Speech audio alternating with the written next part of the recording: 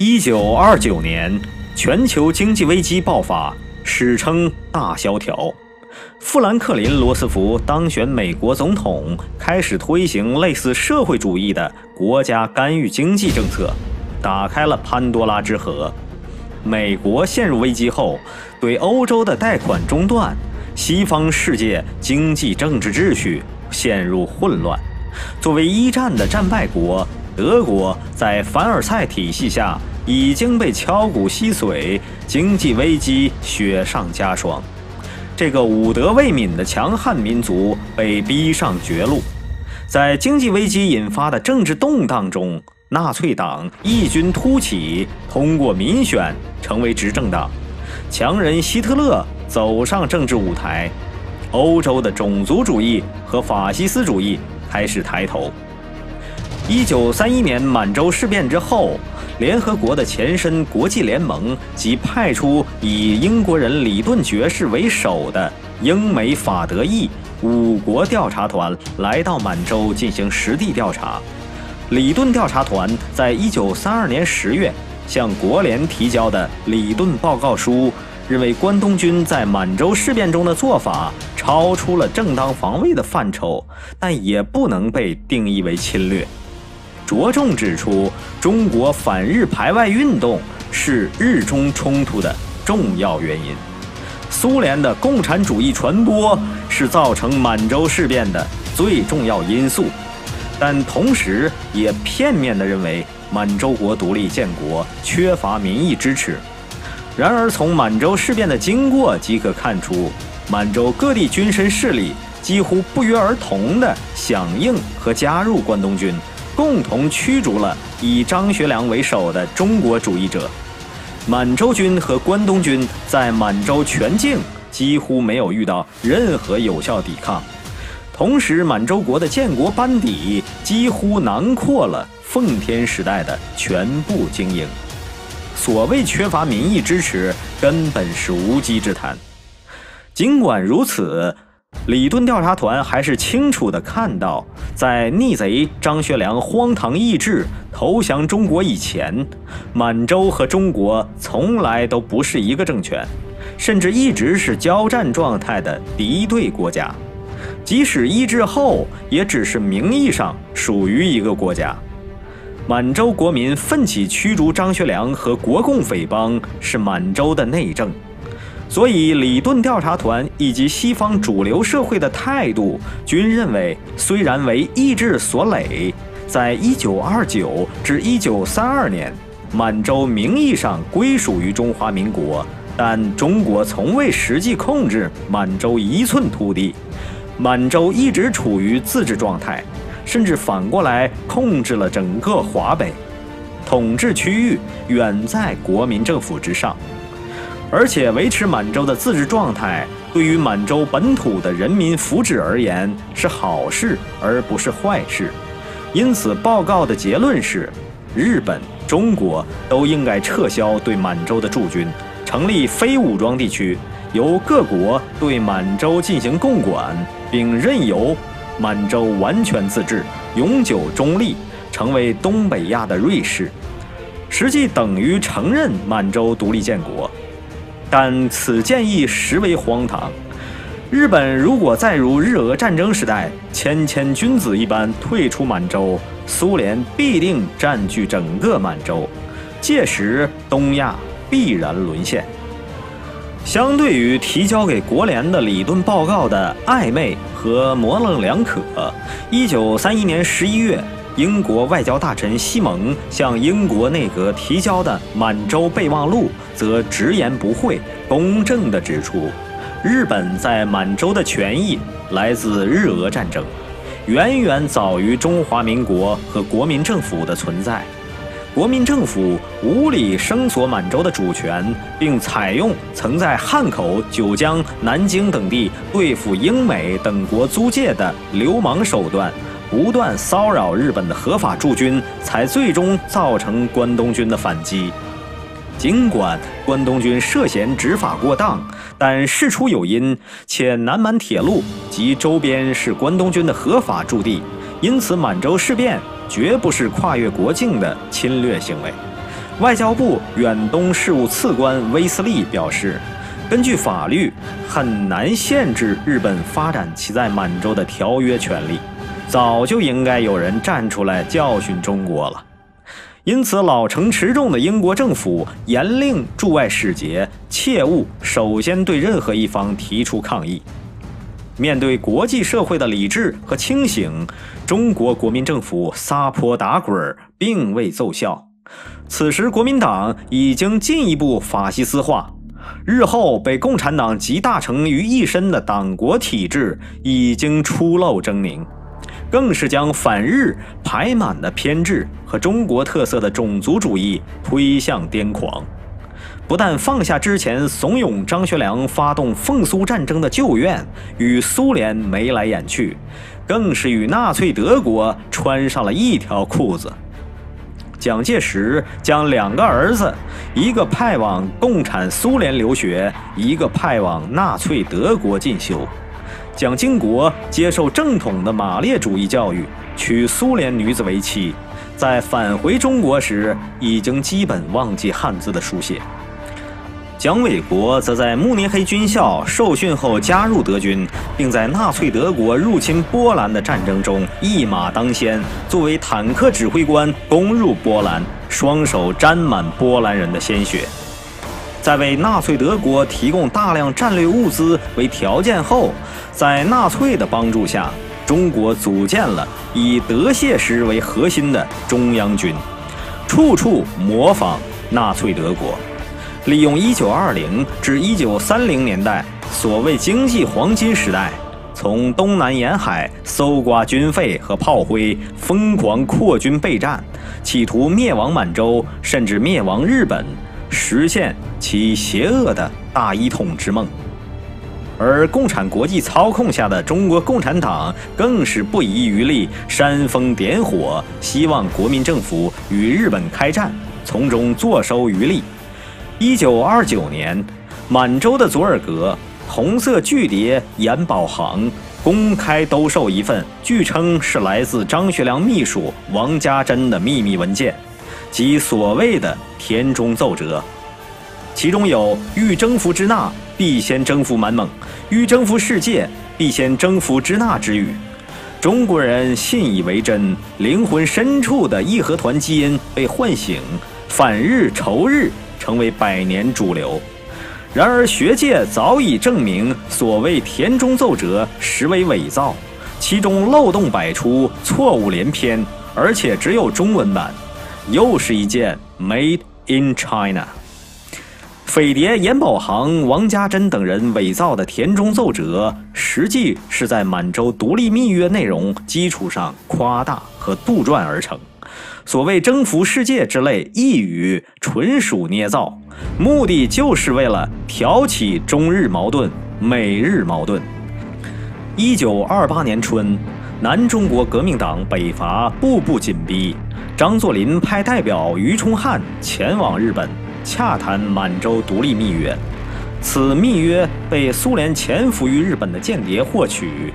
已解密的俄罗斯对外情报录纲要第3卷披露了相关内容：一、满洲国独立受日本保护；二、蒙古国独立作为缓冲国；三、满洲国不与中国政府为敌；四、日满结盟反共防苏。而张作霖已经和逊帝相见密谈，只待大帅返回关外，即奉逊帝为共主，独立建国。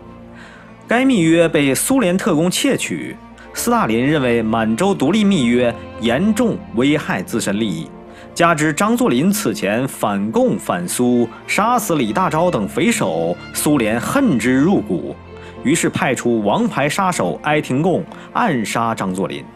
不久，在6·4皇姑屯事件中，张作霖遇害。苏联开动掌握的中国媒体将嫌疑引向日本，大帅被害震惊日本政界。日本首相田中义一原本主张严惩担任皇姑屯路段守卫任务的陆军大佐河本大作，因受到日本陆军强烈反对，而将河本为预备役闭门思过。被天皇和议会猛烈抨击，不得不请辞首相职务。田中义一辞职不久，蹊跷去世，从此死无对证。中国还将田中奏折翻译成英文，大肆分发。美国因此对日本心存芥蒂，成功离间美日，成为东亚历史的分水岭。美国直到二战结束时才发现田中奏折为伪造，自己在东亚打错了对象。严保行等人为苏联和共产党立下了不世之功，然而严保行本人却落得个在秦城监狱被虐待惨死的可怜下场。1931年11月7日，适逢10月革命纪念日，早于满洲国建国4个月，羽翼渐丰的中国共产党正式建国。中华苏维埃共和国临时政府在江西瑞金成立，同时举行全国代表大会，制定宪法，改瑞金为瑞京。此时的南京国民政府直接控制区域只有东南沿海一隅。1932年初，中国开始大规模抵制日货，反日反满。在上海杀害抗议的日本僧侣，终于引发了局部军事冲突，视为上海事变。日军与中国军在闸北地区爆发一系列小规模攻防战。蒋介石希望借助在各国公共租界面前挑起战争，达到在国际舆论面前扮苦主的目的，但完全未能奏效。因为中国在之前对待租界的手段早已为各国所领教和熟悉了，日中双方在各国调停下停战。随后，中国政府即正式通过中苏复交决议，再一次踏上了联俄容共的贼船。张学良逃亡至中国后，仍然控制着山海关和热河地区。但满洲与中国的传统边界为山海关和长城，因此1933年1月，关东军协助满洲国军警收复山海关。2月，张海鹏将军和鲜于率部和关东军组成满日联军，展开收复热河战役。热河仍然名义上听命于张学良和南京国民政府。但热河主官张作霖的义兄汤玉麟早已在满洲独立宣言上签字，并被任命为满洲国热河省省长，根本不想与满洲同胞手足相残，因此消极作战。当满日联军收复热河时，汤玉麟几乎未作抵抗，迅速撤出热河，进入天津租界，颐养天年。满日联军一路凯歌，奉军旧部崔兴武等传檄而定。北票等地士绅民众单肆湖江以迎王师。满日联军兵不血刃，仅以128名骑兵便轻松接管承德。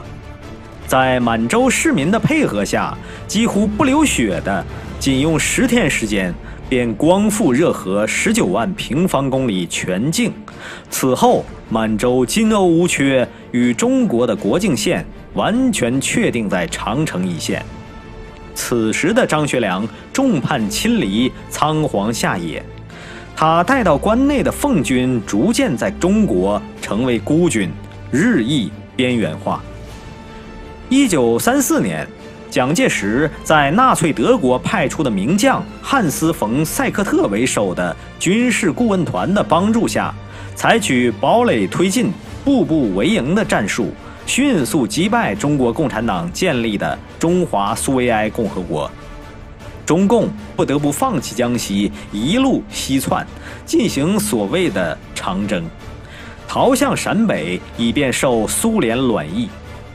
蒋介石则以剿匪为名，追而不打，趁机部署中央军紧随其后，收编和吞并沿途军绅势力，削弱地方自治，强化中央集权，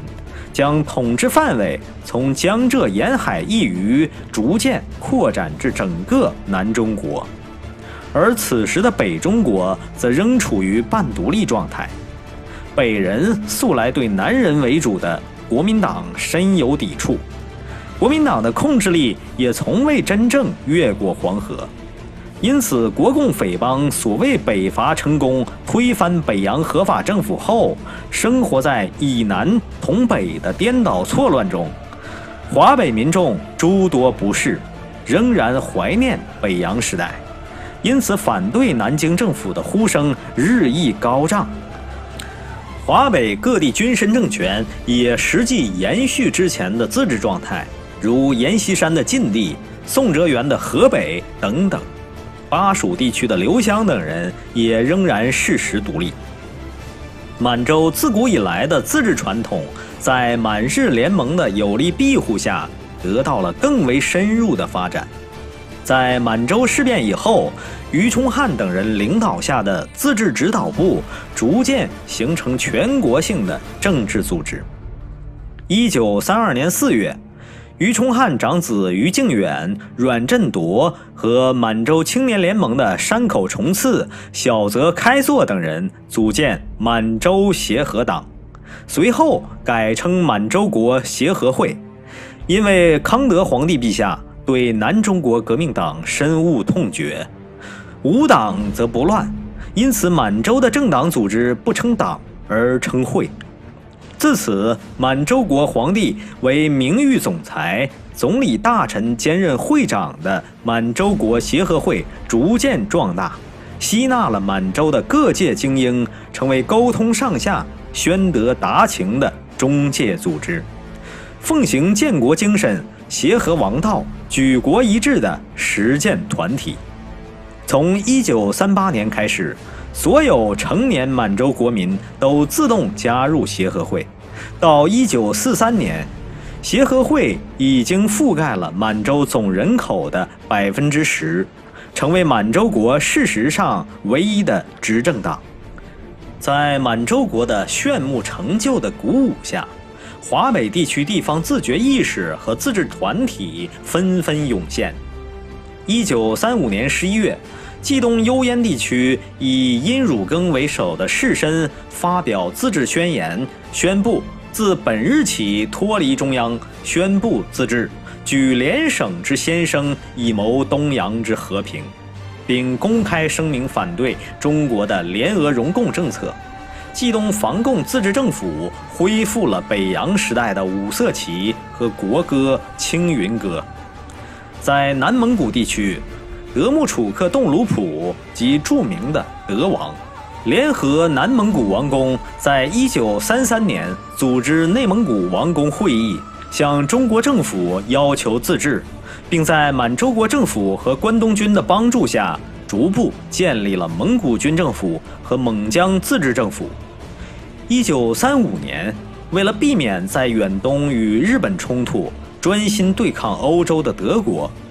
苏联主动向日本和满洲伸出橄榄枝，希望将东清铁路卖给满洲国，以换取满日同盟对苏的友善。这一建议得到了满日两国的认可，于是满洲国政府以1.4亿元的巨资买下了东清铁路的全部产权，从而断绝了苏联继续利用东清铁路渗透满洲的根源。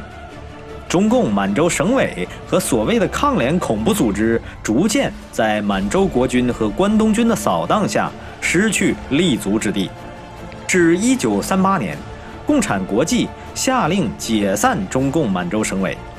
东北抗联改由共产国际直接组织和领导，并在日苏中立条约签订后撤退到苏联远东地区，并将部队改编为国际红军特别独立第88旅。这之后，一直到1945年沦陷，满洲境内朗朗乾坤，赤货一扫而空。1935年，苏联将东清铁路出售后，约有10万俄罗斯裔撤出哈尔滨，返回苏联。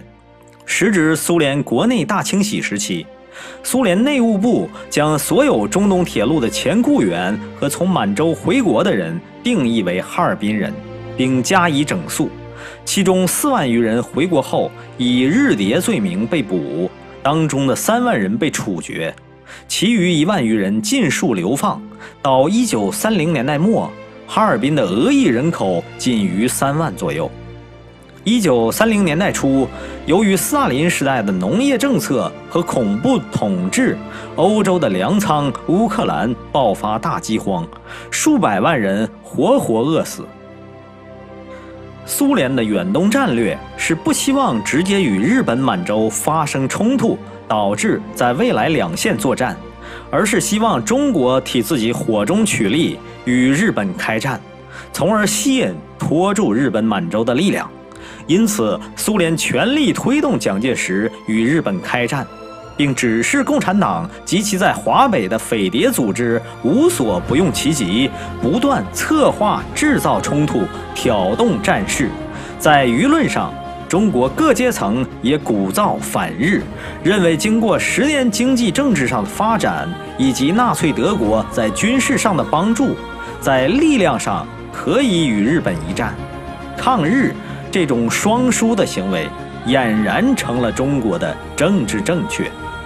而日本的战略是确保东北亚地区的安全，阻止共产国际赤化东亚、颠覆世界的阴谋。这是对包括中国在内的远东各国甚至全人类真正有利、负责的做法。因此，日本对联苏容共的国民党政府以战逼和，有限反击，但并不希望扩大战争。在签订了上海停战协定后，又于1933年签订塘沽协定，建立非武装中立区。塘沽协定实际默认了满洲国的独立。然而，中国政府一向视任何契约为废纸，很快就违背塘沽协定，授意中国法西斯组织蓝衣社暗杀了亲日亲满的镇报社长兼满洲中央通讯社记者白玉环和国权报社长胡恩溥，制造了河北事件，并援助反日反满武装进入中立区。因此，日本满洲联军对中国进行了武力威慑，中国不得不签订梅津和应钦协定，取缔法西斯组织，约束反日行为。1936年2月26日，因长期的派系斗争矛盾积累，部分日本少壮军官在东京发动政变，史称226事件。尽管政变迅速平息，但这一事件导致军人开始取代文官组建内阁。这一情形与历史上满洲国家高句丽后期的政治走向有一些相似之处。1936年全年，中共都在试图全力挑起国民党与日本的战争，四处制造暗杀破坏，在四川、湖北、上海等地杀害日本侨民。但日本仍然将苏联视为最大威胁，因此一再忍让。1936年11月25日，日本为了争取防共防苏的有利战略形势，与纳粹德国签订防共协定，或称反共产国际协定。1939年，满洲国也和匈牙利、西班牙一道加入到这一协定之中。缔约国相约互通关于共产国际活动的情报，并紧密合作，采取必要的防共措施，协定反共事宜。日本、满洲等国家并非与纳粹德国在政治上有认同，而只是出于防共反苏的需要而缔结盟约。1935年末，张学良复出担任西北剿匪总司令部最高长官，被蒋介石推到剿共第一线，目的是一石二鸟，既消灭陕北的共产党，又消耗掉奉军最后的有生力量。奉军作为炮灰与共匪作战，损兵折将。此时的张学良虽然拥兵20万，但已经失去依靠。奉军远离满洲故土，思乡厌战。在蒋介石的驱策下，奉军迟早要流干最后一滴血，落个兔死狗烹的下场。纷纷唱起我的家在松花江上的思乡曲，不愿再为中国人的内斗无端卖命。而张学良一向亲共，最擅长养寇自重的伎俩，又头脑简单，对政治形势的判断永远跟着感觉走，因此竟然动起了找苏联当靠山的天才创意。而张学良不知道的是，此时蒋介石政府已经与苏联和解，正在加紧合作，共同对付日本满洲。中国共产党几乎已经被苏联放弃，被苏联当作送给蒋介石的礼物，已经命悬一线，陷入绝境。而张学良在之前发动奉苏战争，已经让苏联对其深恶痛绝，故投苏之举绝无成功可能。所以当张学良与共产党接洽，希望合作以换取苏联支持时，中共不动声色，装出一副仍是苏联代理人的姿态，善加利用，抓住了历史上最不可思议、最幸运的救命稻草。因此，张学良停止剿共，声称要蒋介石停止内战，一致抗日。所谓抗日，实为托词。张学良真的要抗日，也早就应该带着奉军回满洲作战，而不是在陕北才抗日。而且，假如奉军真的回到满洲，绝大多数军官士兵肯定第一时间就投向同胞手足满洲国军，抛弃张学良了。这就是张学良终身不敢再踏足满洲半步的原因。他要保留自己的本钱，就必须把奉军带到距离满洲几千公里外的地方，再图割据。但其蠢坏的本质，使其对形势的判断永远是错的。1936年12月，蒋介石为了督促张学良进军，亲临西安。蒋介石本来认为可以轻松对共产党完成最后一击，然后好借助苏联的支持，开始对日本和满洲发起苏联早就催促其发动的战争。于是威胁张学良，如果奉军继续观望，则将其调至苏皖闽粤一带，由以江浙人为主的中央军严加看管。张学良因而心怀怨恨，很快其恶毒本性又一次爆发，决定与共产党合流，背叛蒋介石。张学良和西北军冯玉祥旧部杨虎城以及共产党形成秘密三角军事联盟。1936年12月12日，张学良、杨虎城发动震惊世界的西安事变，扣押蒋介石，杀死近1000名蒋介石的随从和相关人员，对外声称要逼迫蒋介石停止内战，一致抗日。其目的实际是为了搭上苏联贼船，保存自己。结果却是错进错出，保住了已经沦为弃子的共产党。苏联此时才得知自己本来的弃子中共求生欲如此强烈，并办成了如此大事，而斯大林对张学良的多此一举则是完全莫名其妙，继而暴跳如雷。第一反应是张学良可能是受到日本的指使，除掉帮助苏联反日的代理人蒋介石，从而破坏苏联远东的战略布局。得知蒋介石被擒，江浙地区的国民党大本营一片哀嚎，紧急派遣中央军全部精锐沿陇海线西进至潼关，与奉军和西北军剑拔弩张。又一场奉国战争一触即发。中共极力唆使张学良杀死蒋介石，但苏联紧急叫停。因为在远东，只有蒋介石和直属的纳粹德国装备训练的中央军才能充当反日反满前线的炮灰。蒋介石如果死了，苏联的远东战略就没有人有能力执行。远东的共产主义匪帮将会在满日的强力扫荡下灰飞烟灭，共产国际赤化世界的阴谋将就此止步。因此，苏联严令中共服从大局，不得伤害蒋介石。只要蒋介石停止剿共，一致抗日，之后一切恢复原状。当张学良出卖满洲时，所有满洲人和日本人骂其不忠不孝；当张学良背叛蒋介石时，所有中国人和苏联人骂其背信弃义。只有死里逃生的中共对张学良感恩戴德。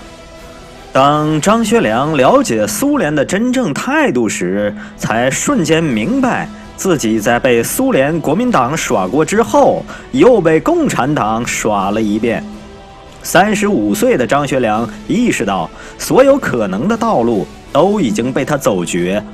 他的政治生命已经结束了。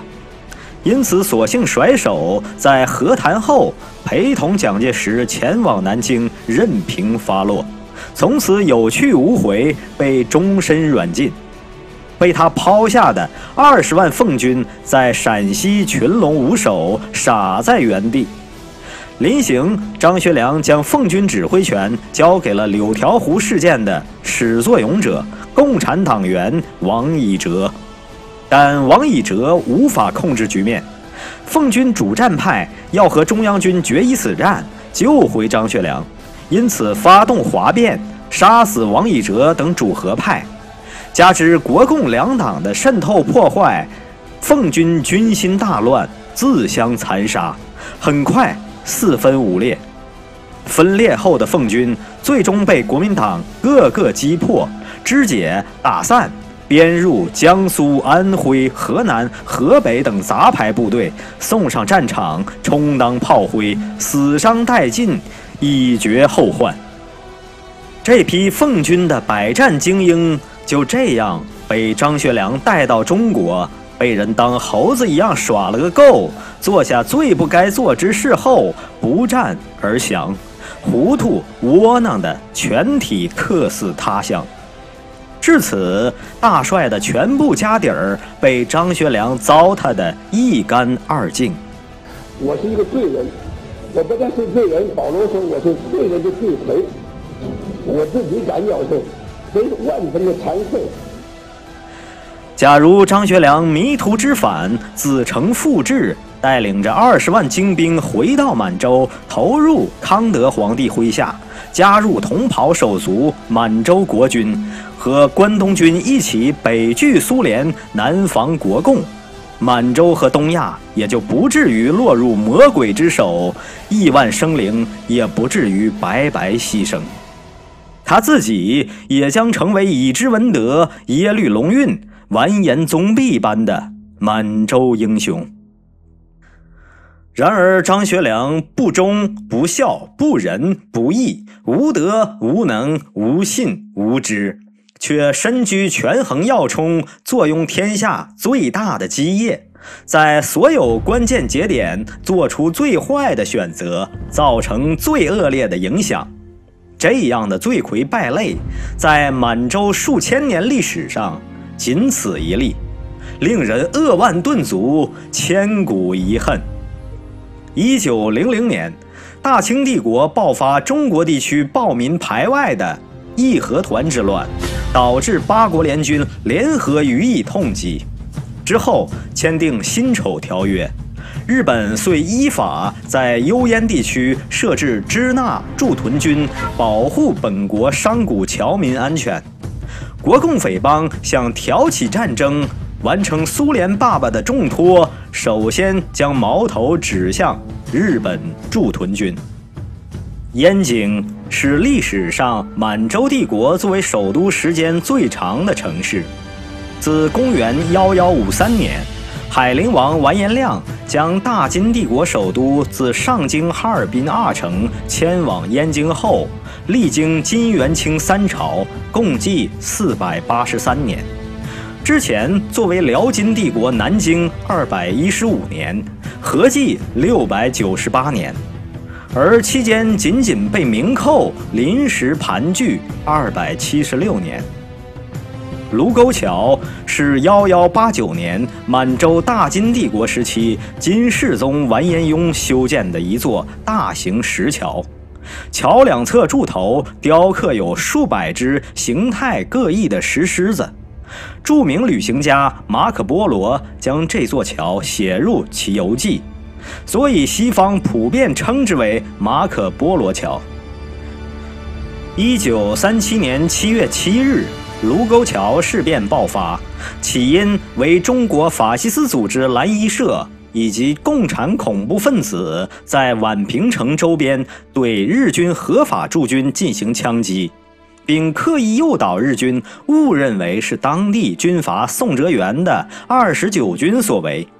宋哲元为冯玉祥旧部，手段狠辣，名声不佳，在1928年攻占陕西凤翔时，曾一次性屠杀过5000俘虏。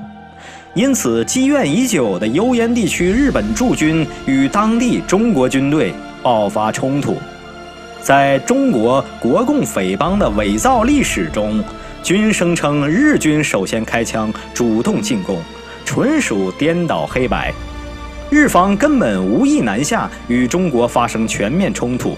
有目共睹。当时日本驻屯军只有区5000余人，而中国军队仅在华北就有近30万，总数近200万。且7月7日当天，日本驻屯军司令官病危，在天津住院。关东军和满洲国军也丝毫没有任何向山海关调动的迹象。日本根本没有与中国进行战争的愿望，而是一直密切关注北方的苏联，因此希望通过和谈解决争端。7月11日，双方达成停火协定。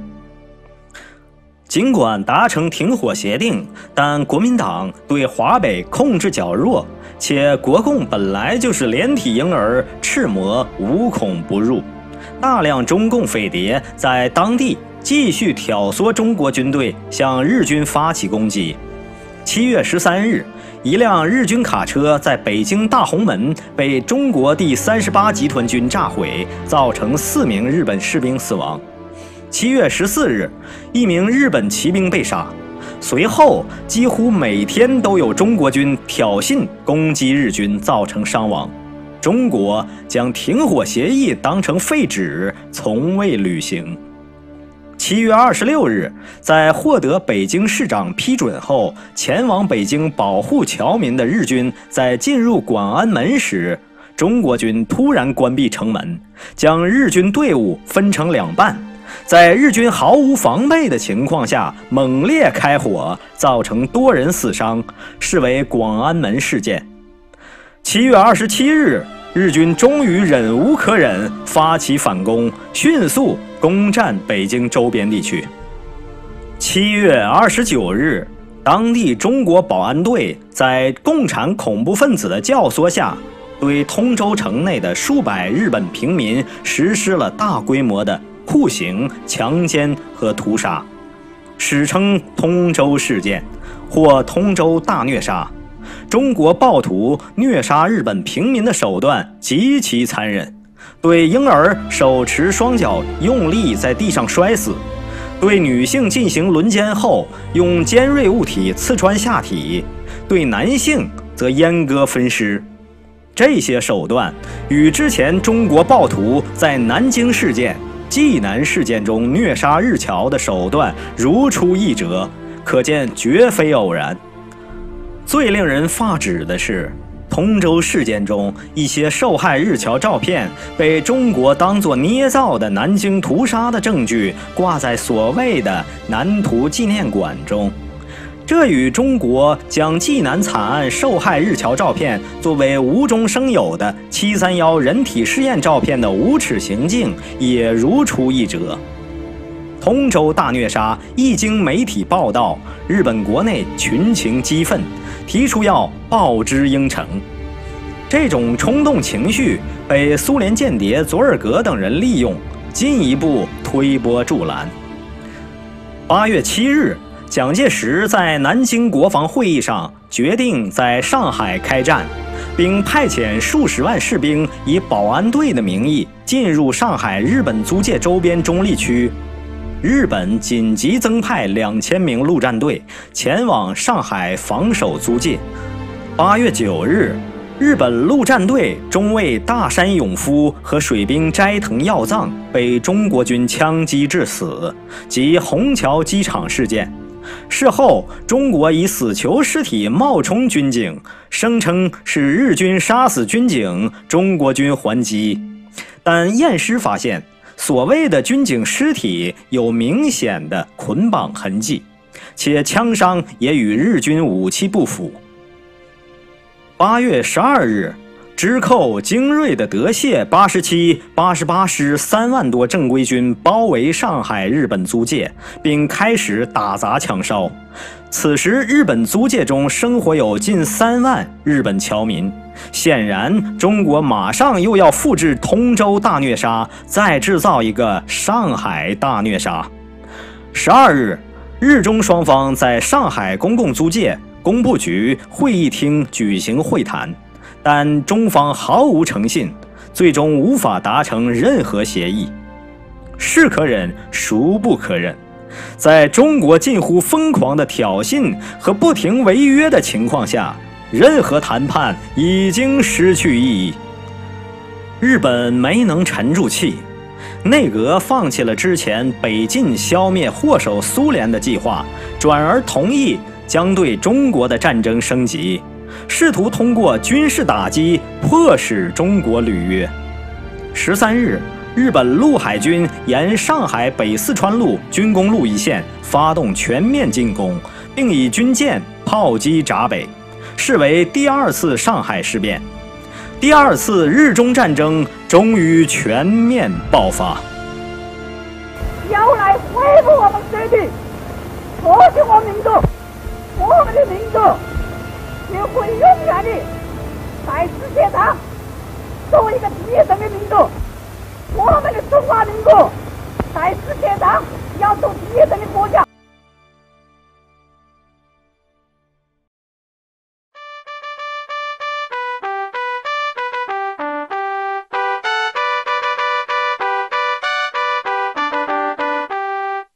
忘的是飞飞，忘就是微微，可有灵犀心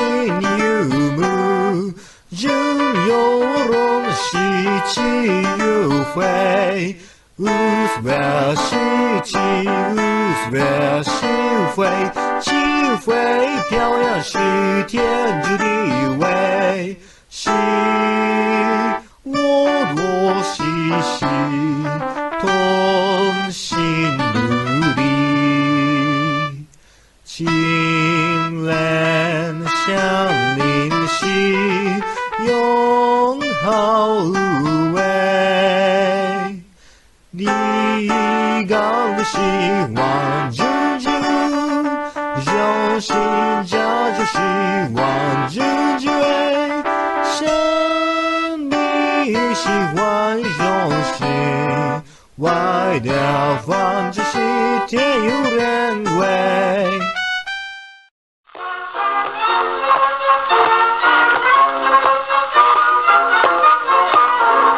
曲一动转，导致光辉浪，大地纷飞呀，连百山比草长，河水经过家，经过家，经过家，三江浪中几万遍，海上波涛像波浪那样，小人一讲一唱，三只身许过，哪怕风云变，风帆呐，风帆呐，风